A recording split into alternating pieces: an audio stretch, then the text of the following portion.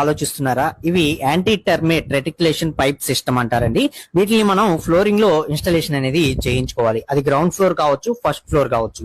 ఈ రెటిక్యులేషన్ పైప్స్ అనేవి యూజ్ చేసుకోవడం వల్ల మనకు ఫ్యూచర్ లో చెదలు అనేది రాదండి. మనం ఇప్పుడు ఫ్లోరింగ్ లో చేయించుకున్నా ఇప్పుడు యూజ్ చేసుకోవచ్చు. ఫ్యూచర్ లో 1 సంవత్సరం, ఒక 2 సంవత్సరాలు, 4 సంవత్సరాల తర్వాత కూడా వీటిలో మనం పెస్ట్ కంట్రోలింగ్ ద్వారా చెదలను మన ఇంట్లోకి రాకుండా మనం నివారించుకోవచ్చు. వీటి యొక్క ప్రైజెస్ కూడా మనకి మెటీరియల్ ప్లస్ లేబర్ మొత్తం కలుపుకొని పైప్ సిస్టమ్ మొత్తం ఇన్స్టాలేషన్ అనేది చేసుకోవడానికి మీకు ఒక అడుక్కి వచ్చేసరికి 20 రూపాయల నుంచి 25 రూపాయల లోపు మనకి కాస్ట్ అనేది తీసుకోవడం జరుగుతుంది. ఈ పైప్స్ లో మనకి చిన్న చిన్న మైక్రో హోల్స్ అనేవి ఉంటాయండి. దీనిలోకి మనం లిక్విడ్ అనేది ఇంజెక్ట్ చేయడం ద్వారా ఆ లిక్విడ్ అనేది మనకి లోపల ఫ్లోరింగ్ మొత్తం కూడా స్ప్రెడ్ అయ్యి, అంటే పైప్స్ ఎక్కడెక్కడ వచ్చినాయో గోడలమ్మటి ఇలా వేసుకుంటాం కదా, అలాగే మనకి గోడలమ్మటే కాకుండా మధ్యలో కూడా ఒక 2 పైప్స్ అనేవి రన్ చేస్తారు.